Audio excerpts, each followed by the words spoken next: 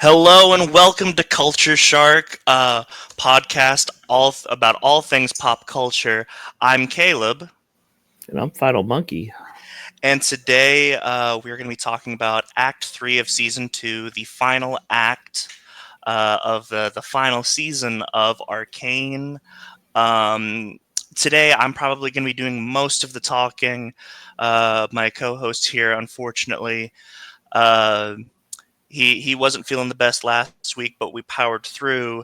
Unfortunately, he may actually be doing a little bit worse this I'm on week. I'm on death's door this week, so we'll So see how today goes. yeah, but yeah. So we're gonna go ahead and get straight into this. This might actually end up being a little bit shorter Yeah. episode. But I'll honestly, oh, go ahead. Go ahead. I'll introduce episode 7 if you don't mind. Yeah, I figured because we both know what this episode reminded us of. So episode 7, after the tragic events of last episode, finds Vi meeting with Victor, and she wishes I was never born, and so she gets to see her life where she didn't exist, and Victor gets to earn his angel wings, and it's the worst version of It's a Wonderful Life because the world's a much better place without Vi. um, so that's actually not how I took it. I definitely think that this is it's kind of a uh, this feels like uh, everything everywhere all at once. Uh, at least to Okay, me. I could see that. I was thinking more of the Christmas Carol when I was watching it, Oh, uh, gotcha. where it would seem like Jace was still the ghost of Christmas future or yet to come, and he was dealing with past and present and what could have been, and also I was getting into the Spider Verse vibes. Oh Uh, yeah, uh, as far as animation goes, this entire show I is think this may be the best episode of the series. I will say that. that is a possibility. I definitely thought that myself, actually. And I was Um, expecting Heimdinger to turn into Bob Dylan all of a sudden and start playing Guitar Hero on his little guitar, but he that didn't. was great. Honestly, whenever they were doing that whole, uh, whenever they were doing that whole, uh, Montage yeah, the or whatever. yeah, they were doing the Yeah. whole montage and uh, the songs playing. I didn't think it was actually Heimerdinger singing, but that was a lot of fun. Hmm. Um, no, so a this is a beautiful standalone. Hmm. Honestly, Yep.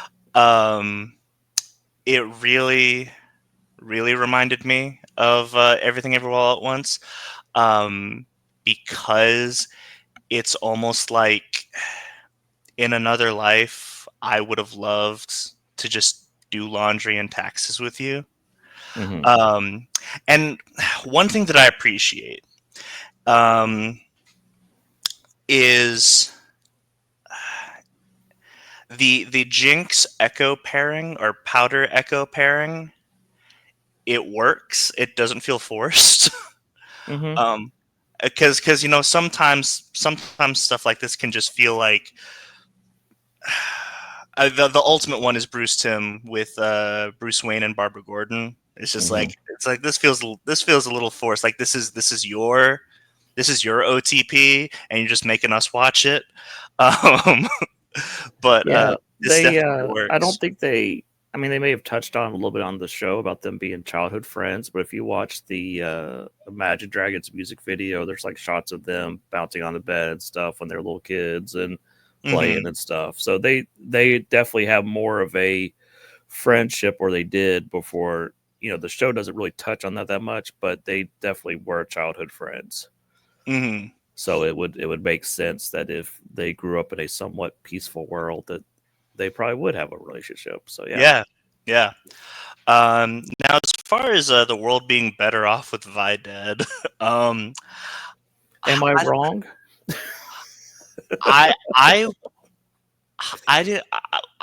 In order to make that distinction, I would have need to see where Jace was at this point as well. I had a they were, and I don't think this is the case, but this is kind of what I was thinking, is that they were all in the same time period. He was just above ground. They were all below ground. Above ground sucked. And below ground was. I don't No, think that's the case though at the end, but so the way I took that at least was and I called it was Victor pretty much immediately. Um but what I figured was whenever Jace, Heimerdinger, and Echo get taken into the Hex Core, I took it as um, I'm gonna take Jace with me. I need to put Echo and Heimerdinger somewhere, so yeah, I'm just gonna so they'll put be them in. safe. Yeah, I'm gonna put them in the best timeline, so that way they're not gonna suffer like Jace is about to suffer. Yeah, That's the way I took it. because I need Um, to teach Jace to. You've got to stop me because this is yeah. what's going to happen. If it reminded me actually of I've seen this plot a couple of times, like in Joe Kelly's Deadpool, where the Messiah is coming, but it's not really a Messiah because it's going to give everybody bliss, and then everybody's just going to be mindless, dead. If there's no suffering, no anything, you just kind of cease to exist. Hmm. And I've seen that. I definitely have seen that plot a couple times. I think Serenity kind of touched on that a little bit. Firefly, Yes, yes, when they Serenity. were trying to make the Um, Reavers, I believe is what they were called. yeah, So the Reavers were supposed to be the perfect society, and then they uh, 90% of the population just laid down and died. yeah, Due to lack of motivation, and then the other half went they pendulum swung the other way and became the most ravenous creatures in the right, universe. Um, Destiny kind of does this as well. The idea of the final shape, which is the witness's ultimate plan, according to the witness, the final shape is a perfect universe, and the perfect universe is one without motion. And so the idea of the final shape is the witness is going to put the universe in its most perfect moment, and then freeze time and stop it forever.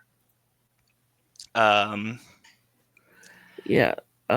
So this alternate universe, basically the point where it changes is in the timeline is the heist that we saw in the first episode, yes. and in this version, Vi dies, and uh, we find out later Powder took all of the hex gems, or what you want to call them. So the um, okay, Piltover never developed all the hex technology in this world, and they Hmm. never got the advantage over Zon. So Zon kind of flourished in this world, Hmm. and Yeah. um, so we see a lot of people that are dead in our timeline are back. Milo and Clagger are it's Yeah. cool seeing them Benzo grown up, and yeah, and Benzo. and Um, Silco, the big one. I love Silco. Anytime Silco shows up, I'm happy. Yeah. He's Yeah. he's he's like one of my favorite characters. I Yeah. just he's great. Ironically, he's like the one that is not in the game. I'm sure he'll get added somehow. Like, oh, by the way, here he is, or he was this they, guy the whole time. You just didn't know. Yeah, they added Mbessa before Silco. yeah. Well, maybe they have big plans for him. Who knows? Yeah. But I like the where Echo's just like, didn't you try to kill him? Yeah. That. So here's the thing. I'd there there are some things that like I don't know what I would do in a situation like this. Hmm. Um, but there are times where I definitely thought that there were times where I thought that Echo was definitely just being a dick because he was being a dick.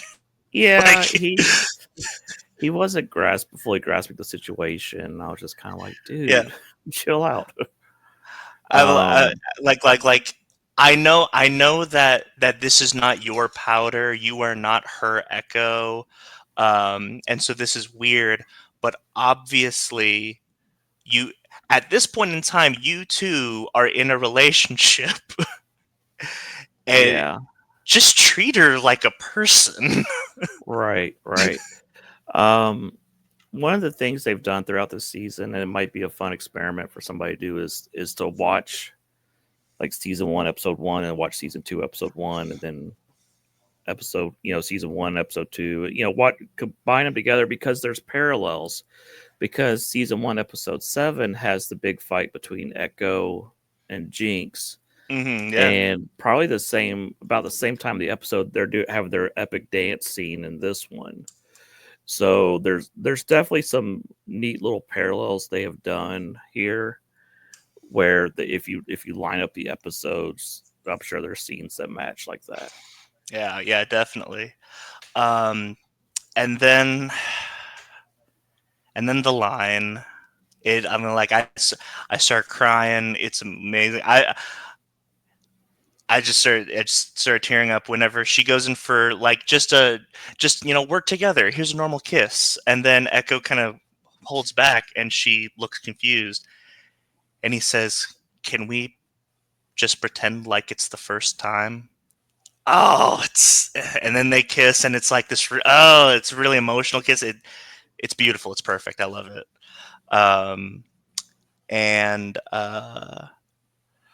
So we yeah, also got Heimdinger is here, and he yeah, is at first he's kind of a curmudgeon about everything. He's like, "Oh, we're stuck here. Just live this life." And Echo has an idea for a time device. I thought he already had the time device in season one. I was kind of confused.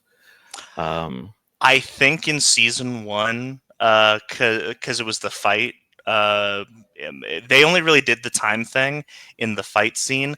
But if you go back and watch the fight scene, it's more symbolic than it actually happening. okay, yeah, I think you're right. So he actually builds this time device here that it, it can only jump back in time about 4 seconds. Yep. Only. Um, yeah, and so he's kind of Heimdinger builds this machine behind their back that can send them home. But I think Heimdinger knows only one person can use it. Yep. So he ends up sending Echo back, and then Powder gets her Echo back. Yeah. And then, from what I can tell, Heimerdinger's not dead. He just gets sent to a different random timeline. Like this. This was a portal back to their time, but Heimerdinger's not exactly there, so he just gets sent to a random Yeah, time. if Is what? anybody shows up from this show on a spinoff, it'll probably be Heimerdinger just showing up, like, "Oh, this is where it sent me." Yeah, yeah, I could see um, that. yeah, yeah. And I'll go ahead and say this because I know a lot of people. Um, I'll go ahead and say this. I think Game of Thrones has actually ruined a lot of people on show endings because at this point, I can't think of a single show ending that people have been satisfied with since Game of Thrones, and I think it's just because people are negative towards show endings now. But I thought that I think that all the both seasons, this entire show is a masterpiece, beginning to end. And if this show doesn't get spin-offs, I mean, this is still a complete show. Yeah. Yeah. Uh, Um, I do have my quibbles. We'll talk about it at the end. But I didn't hate it. I am super sick though, so that always affects my viewing of things. yeah. Um, all right, let's go ahead and move on to the next Yeah. episode. Also, I do want to point out the interesting thing that uh, we definitely did talk more about Echo and Powder than we did about Jace, but that's because that was honestly that was the more jarring thing. Like the Jace thing is kind of what you would expect, you know. Yeah, it's mostly just him wandering around for 20 minutes. So, And and eating to his see the leg. destruction of what's, happened to the cult and everything. And eating his leg, which it took me a second to figure out that that's what he was doing. Oh, is that what he did? I totally missed that. I thought he was eating that little Oh creature he saw. no, he ate his own leg. Okay. Um, Yeah, so he pulled a red leg Zeph. Okay, cool. yeah, yeah. Um, All right. So episode 8 was probably the weakest of the three, I think. I'm not saying it's a bad episode. It just compared to the other two, it just wasn't So, as so strong. I had a feeling that you would think that this is the weakest of the three because um, where this is kind of in the same vein as um, because I would imagine that you think that episode 4 of season 1 and episode 4 of season 2 um, are the weakest of them as well.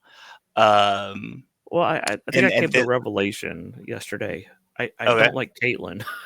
And when Caitlyn's on screen, I get bored. Like if it's just her and stuff about her, I'm just like, I don't care. Okay. That would, I mean, so that makes sense. I like Caitlyn, and I Yeah. pretty there's not a storyline in this show that I don't like. Um, I yeah, think yeah. the I tried to I think think about the it. Mel and Ambessa story is okay. I just don't know if it needs to be here. And we'll talk about that when we get to the end. I feel like one of the problems the show has a little bit of is there's too many storylines going on and all wrapping up at the same time. Like maybe if they had wrapped up some stories a little bit earlier, it wouldn't have felt as so chaotic towards the end. Maybe. I mean, so my thing is I know a lot of people have been saying, "Oh, it felt like that they put they put two seasons together and made it one season." I don't know if I see that. I think that 3 seasons would have been too long. Um, Yeah, I do agree 3 seasons would be too long, but I do think there something feels a little off. Something with the pacing is there's just something off. um, yeah, maybe. It's. I think this is one of those things where I think that the perception of the ending of the show will get better as it goes along. Actually, because I was there. I remember the divisiveness that was the Avatar: The Last Airbender ending. And now, I mean, people don't even talk about the divisiveness of the ending. It's just a perfect piece of animation, and I Yeah, think this is going to end up the same way. the episode's only been out for 24 hours. Give it time. Right, right. I think it'll settle into whether it was great or not. Like I remember when Last Jedi came out, a lot of people liked it, and now that everybody hates it. It I kind don't of took think people are time. going to hate this though. No, I don't. No, I'm not saying that, but I think it takes time for things to settle in. Oh, it Like definitely does. there's a newness and a freshness to this right now. We just gotta Hmm. let things settle. And I don't think was bad. I just think okay.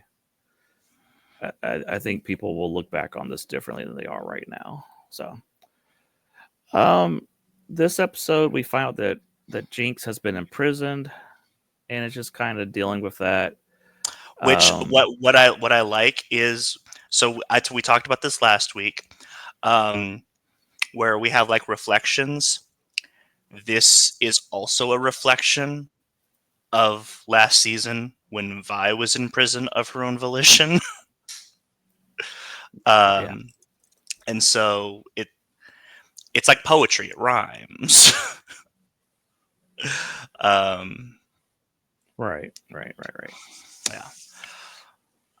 But at this point, Yeah. oh, go ahead. This is a lot of setting up the pieces for the final episode. Yeah, A yeah, lot of definitely. getting everything ready to go, realizing that Victor is the threat, and Victor and Bessa teaming up, and then Caitlyn and Vi making up and making out and whatever. Um, and uh, I'm just the scene doesn't. I know some people are bothered by the scene. It doesn't come out of nowhere. It My thing is just the logistics of it. Like they're in a they're in yeah, a I wait for someone to they're in walk a in on set. them, and they're just both like naked, locked in a cell, and then be like, hey, we could Yeah. explain." You know, it's like okay, Well, and like there's nothing soft. Like it's yeah, just a it's just a room. Yeah, I, it's not. I don't question the scene. I just question the logistics. You think it's hot until you're actually there, and you're like, oh, this is not a good thing. This is bad. Exactly. um, but yeah. So at this point, uh, Jace and Mel have reunited. Caitlin as well, and they are dealing with a, I guess like a, I don't know. We never give him a name, but it's like a Victor bot. It's like a Doom bot from Doctor Doom, Yeah, but they but kind they of but remind me of the Undead Legion in Full Metal Alchemist towards the end, oh which you, yeah, I yeah. could definitely see that. Um, but so they're dealing with all that. They're trying to rally the Piltover army, and um, they are evacuating Zon because at this point, the toxicity between Zon and Piltover it hasn't been stomped out, but Caitlyn is definitely trying to make amends, and so they're trying to, you know, evacuate everything. Um, and while Jinx is in her cell, she experiences visions of Silco. We get Silco again, and obviously Silco's great. Um, and I think that he has one of the most profound lines in the show, and it's one that like it's one that you can almost agree with, but not in the way that Jinx takes it. Which is violence is a cycle that can only be broken when one walks away. Mhm. That's a great line. However, Jinx takes it a different way. Vi comes to release her from prison, kind of break her out, and this is before uh, her and Caitlyn get down. This is actually the cell that they get down in. um, but so Jinx is let out, and then immediately Vi is locked in by Jinx. She says that she's going to break the cycle, uh, essentially by her version of walking away is just offing herself, and so that's her plan. Um, and then uh, Jason, Caitlin are rallying Piltover's forces, and Mel attempts to one last time talk her mother down. Um, and I got to be honest, if there's like any if we get like a one-off special episode of this, man, I'd love to see that childhood. I would love to see Mel's childhood and how Ambessa was as a mother, um, because she's horrible. Yeah, she is. um, Ambessa is just a is it's it's weird because we've got essentially we've essentially got like three different villains going on. We've got Singed, we've got Ambessa, and we've got um, Victor. Victor, I would say, is kind of Thanos. Trying to make the universe a better place through glorious evolution. Singed is kind of uh, I would say he's the most tragic and like not relatable or sympathetic, perhaps, because he essentially created heroin to save his dying daughter. um, but that's kind of his. And then Mbessa, she's just the complete monster villain stereotype. um, and obviously, Mel's attempts to talk her mother down do not work. And then it flashes back to Victor uh, empowering his servants to make them all kind of these doom bots, um, including Warwick. Including Warwick is going to become one of these doom bots, and that's where we leave off with killing as a cycle. And this one, this one definitely is.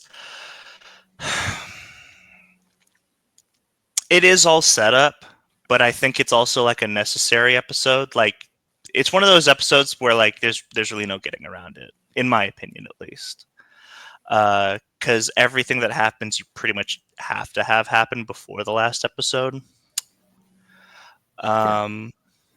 But yeah, So let's get to the final episode. It starts out very chaotic. We're at war, and yeah, we just get into it. It's yeah, and I think that the plan seems to be stop Victor from getting to the I guess the runes or the hex yeah, tech or whatever. yeah.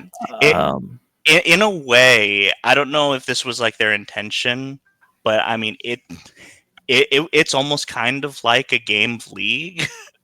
um, because part of the game of League is destroying towers so that way you can get to your the opposing team's base, but you've also got to like defend your portion. And so it's actually, now that I think about it, it's more like Team Fortress 2, a game of Payload, where you got to prevent the enemy payload from getting to the finish line, and the enemy payload being Victor. Um, and so yeah, there's a lot of action going on. Um, really, there's really not a whole lot to talk about at this point because it really just is. um, Uh, I think the biggest thing is just the chaos and then the betrayal that happens where yes, Caitlin gets knocked out. yeah, and I'll And go. I'll go ahead and say it. You definitely called it, and I didn't. I didn't believe you, but you called it. yeah, Maddie's the traitor. Yeah. Yeah, no, you call. I was like, I don't know. I think she's just a nothing character. I don't see a whole lot coming of her. And then you're like, do you think that she's gonna end up betraying her? Like she's working for Ambessa? I was like, I don't know. Nah. Of course not. But No. yeah, that is exactly what happens. And uh, I gotta be honest. I think that Maddie's death is one of my favorites. Oh, it's great. Uh, It's wonderful. so Mel has like now that her Black Rose powers have been Activated. awakened. Yeah. She has like it's almost like Invisible Woman. There's a lot of Fantastic Four in this. But she can create force fields around herself and other people. And so, right as Maddie's about to shoot Caitlin in the head execution style, she puts a force field around Maddie. The bullet ricochets like twice and then hits her in the head. Yeah. I mean, it's a great scene. I think that whole scene is great because it starts off with Ambessa and the Noxus army coming up the stairs in a really cool way, and then that scene sort of ends with Mel just opening the door like she's some sort of Jedi. um, but yeah, then then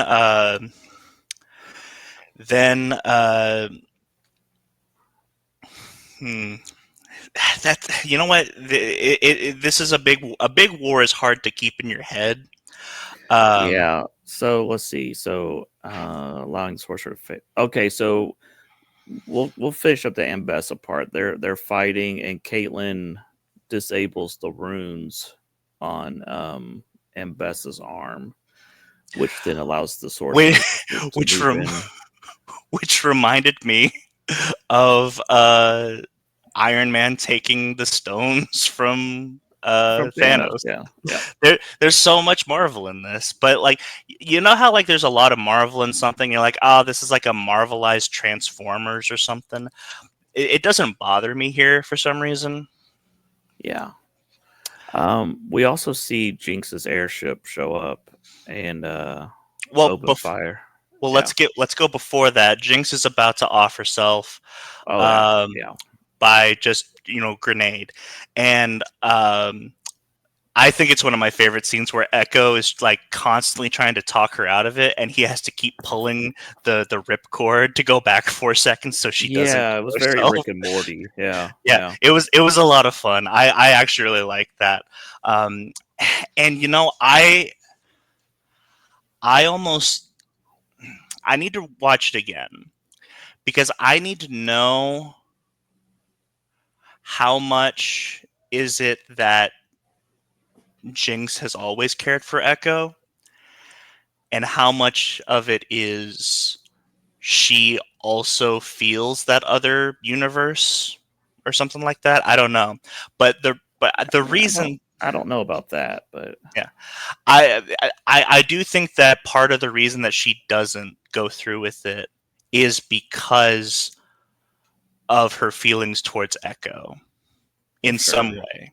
Yeah. I just don't know like exactly how to word that, I guess. Right. um, Yeah. but yeah, so the her airship comes in, and I love this part when the airship yeah, came in. yeah, and like and she's just playing music. Yeah, go off, girl. um, oh, another thing that I love it whenever any war scene does this, where like there's like war drums are going. Because if you think about it, war drums are the most impractical thing ever, and yet people continue to do it, and I love it. It's kind of like, Mhm. did you ever watch Mad Max Fury Road? Yeah. It's kind of like the guitar guy. The best part of the movie. Yeah. I love the guitar guy. So anyway, so Jinx comes in. She's got her Gatling gun, and Echo's flying the airship, and all the Zonites come in. Sevica's there as well, and it's your classic. I want to say this dates back to the Ewoks, right? Like I think that's the first time, because like this is it's almost like a trope now, but I think it goes all the way back to the Ewoks, Mhm. um, where the traditional army is on its last legs, and then the wild childs come in and save the day. Yeah. Yeah. um, and so eventually uh, they break the hex orb that Victor is supposedly in, and Hmm. he's not there. It turns out that Hmm. this whole attack was a distraction, so that way a now fully evolved Victor can make his way to the hex gate. Yeah, and we see him. There's kind of two things happening at once here. We got the Victor and Jay stuff happening, and the uh, Echo and Vi and Jinx, and the what's the wolf's name? Warwick. Warwick.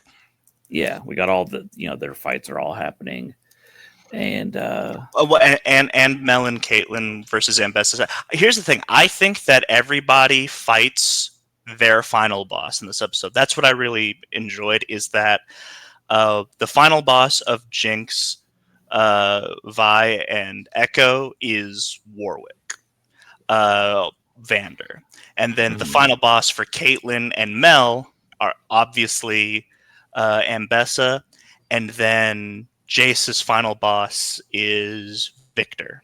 I don't think that anyone gets skimped out on their moment, you know?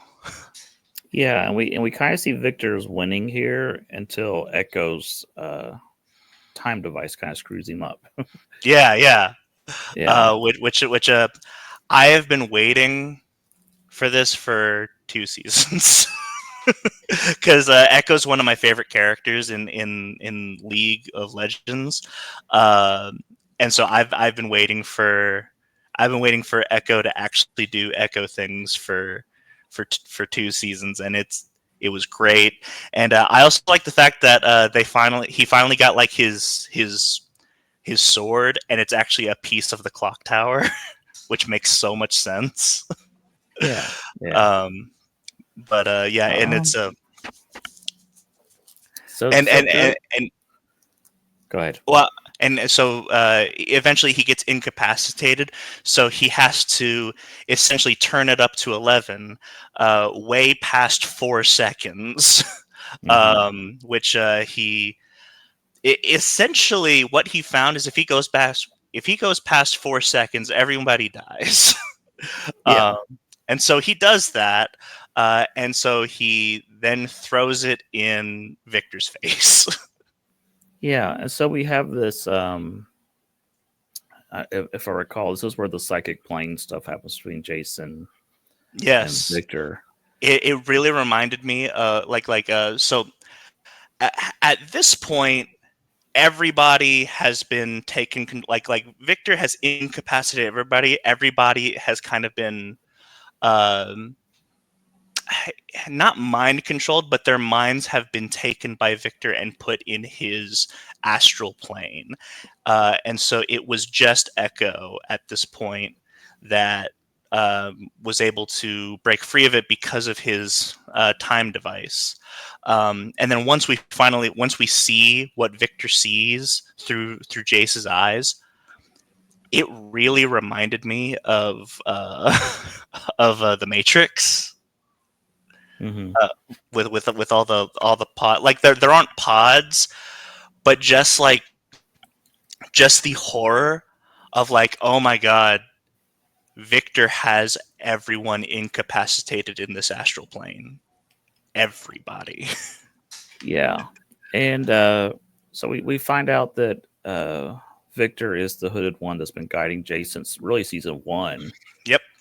Um, and so Victor has been setting out to stop Victor this whole Yeah. time. And that's always fun when your future self's like, "Hey, we really screw up. We got to fix this."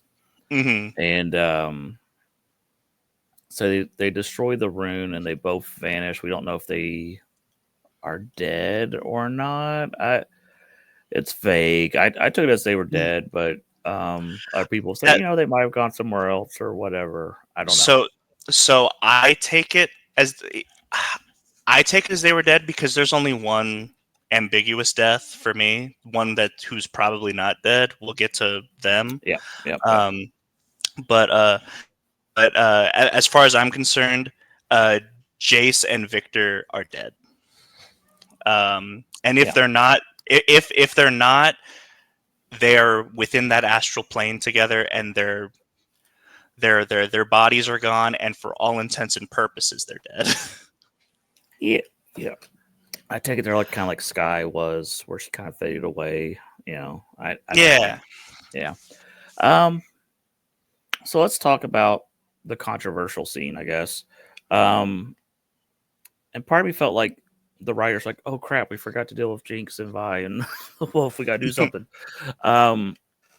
We see that Vi is on a ledge that's about to give away, and the wolf is Warwick's there, and he's unconscious, and Jinx is screaming for Vi to jump off, and she doesn't listen. She goes to grab the wolf. The wolf wakes up and attacks, and then Jinx jumps in to save them, and then they're all falling off, and Vi grabs her hand, and the wolf is holding on to her. Um, and then Powder chooses to release the power on the gauntlet to drop them. And as they're falling, she detonates a grenade. So when I initially watched this, Because keep in mind, I'm not thinking critically. I'm on a lot of cold medicine, and so I was like, okay, she's dead, and then I watched the finals, and so I'm just gonna we'll loop back to this. So I watched the rest of the episode. I'm like, okay, and there's a ship in the sky. Okay, whatever. I don't know what that ship meant, but okay, Powder's dead, and I felt like that for like an hour or two. I think I talked to you a little bit on chat during this time. I was like, okay, whatever. Mm. So then I started reading stuff and rewatching stuff. And I was like, wait, no, they're not. This is not what this show is saying, because Silco told her to walk away. And there's people have been posting pictures on Reddit and stuff. When the explosion happens, you can see when she teleports, that little pink line shooting off in the distance. And you can actually see her teleporting out of the explosion, like the pink line. Mhm. And then Caitlin is watching the microfiche or whatever at the end, and From her she's mother, yeah. yeah, and she's looking at the duct tunnels, and she's holding a fragment of the bomb that Jinx had, the monkey bombs, and she kind of realizes, oh, she got out of there. She jumped in one of those ducts. She's gone. And then if you jump back to season one, someone pointed this out on Reddit that Jinx says that she always wanted to fly one of those sky ships, and so the final shot is the sky ship sailing off into the distance. So that's Jinx getting away on the sky ship and starting a new life Mhm. somewhere. Yeah, yeah.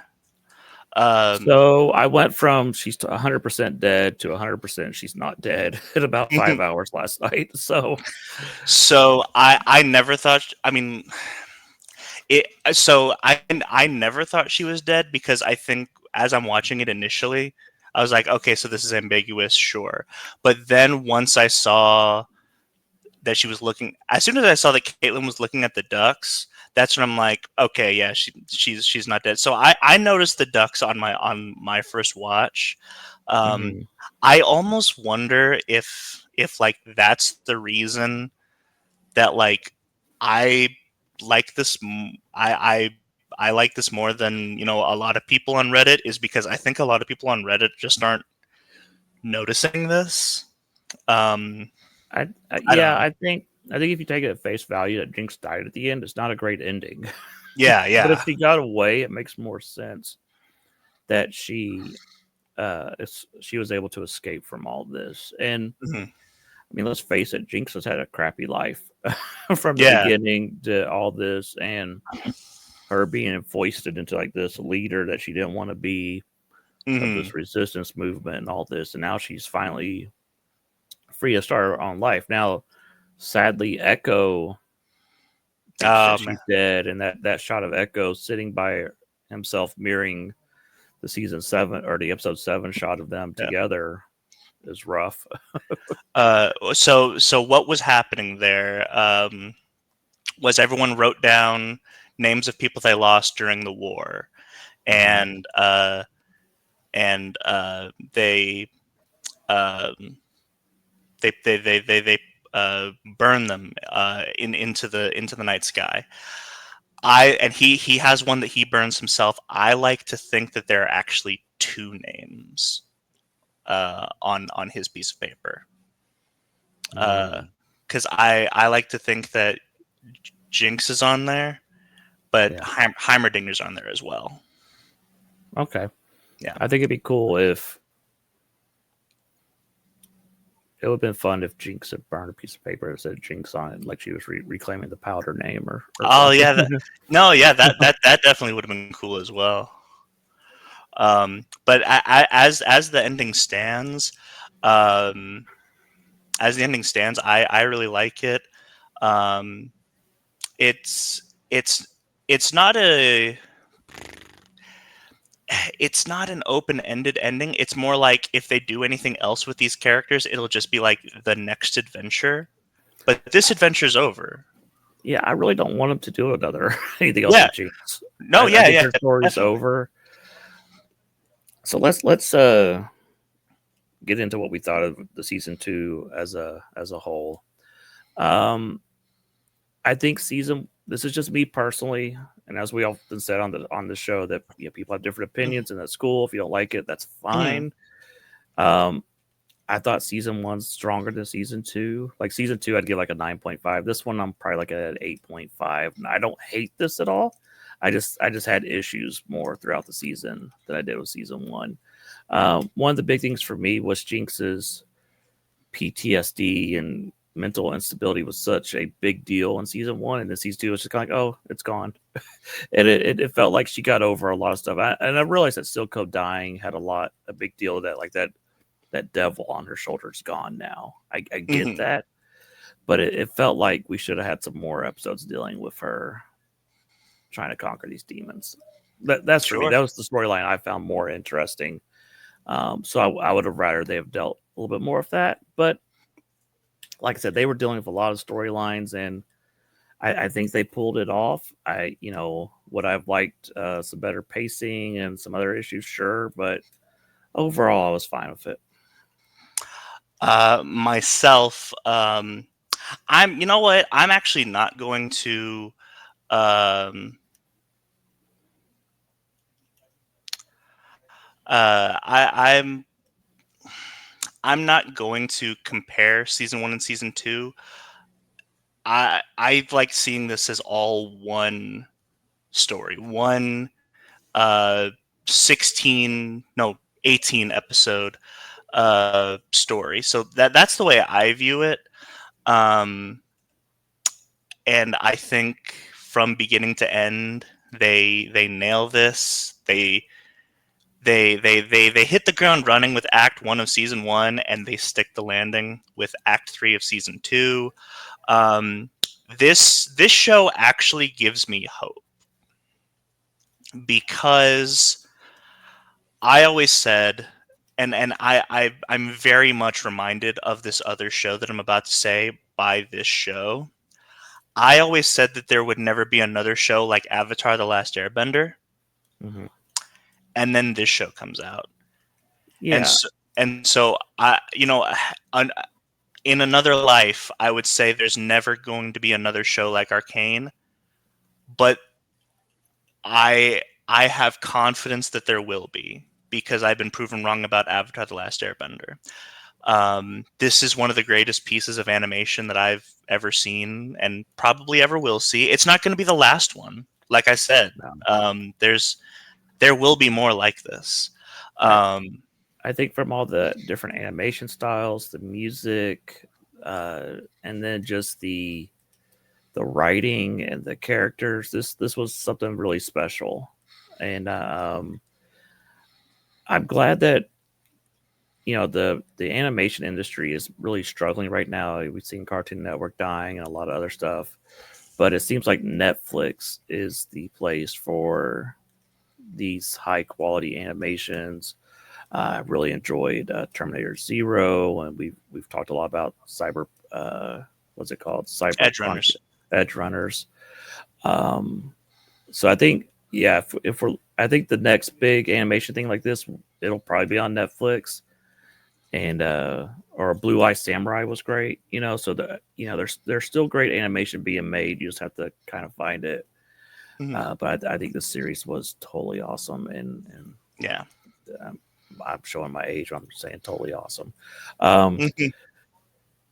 well, if you've liked this, please hit the subscribe button. We've had a lot of new viewers through the Arcane thing, and tell your friends. We've got big plans for next year, but we definitely need all the subscribers we can get to unlock more stuff in YouTube and do bigger and better things. Um, anything else you want to add, Kayla, before we sign out? No, no. So yeah, this is I mean, just nothing but great things about the show can be said. And next week, we're just trying to figure out because it will be a pre-recorded show because of going from Thanksgiving into essentially a holiday weekend. So it will be a pre-recorded show. Um, we talked a little bit because my birthday is on the 5th. I was like, here's how you can celebrate my birthday with me by watching some of my favorite stuff and just talking about things that Yeah, I like to do. But I also thought maybe we could talk about the Game Awards as well. Depending on when voting is over, we might do a live voting. yeah, Um, yeah. so, uh, Um, but we'll once see how that is. once I get feeling a little better, it may not be this week because of Thanksgiving, but next week I'll probably do a solo video on my Penguin review. I thought Penguin was great, but I got a lot to say about it. So, Yeah, um, and I'm going to be watching Penguin with my family once we get Max, so I will not be able to binge it in time for uh, the hype train review. yeah, yeah. So that's it for us. Again, hit the like and subscribe button, tell your friends. But until next time, I'm Final Monkey, And I'm Caleb. and we'll catch you next time in the Shark Pond. See ya.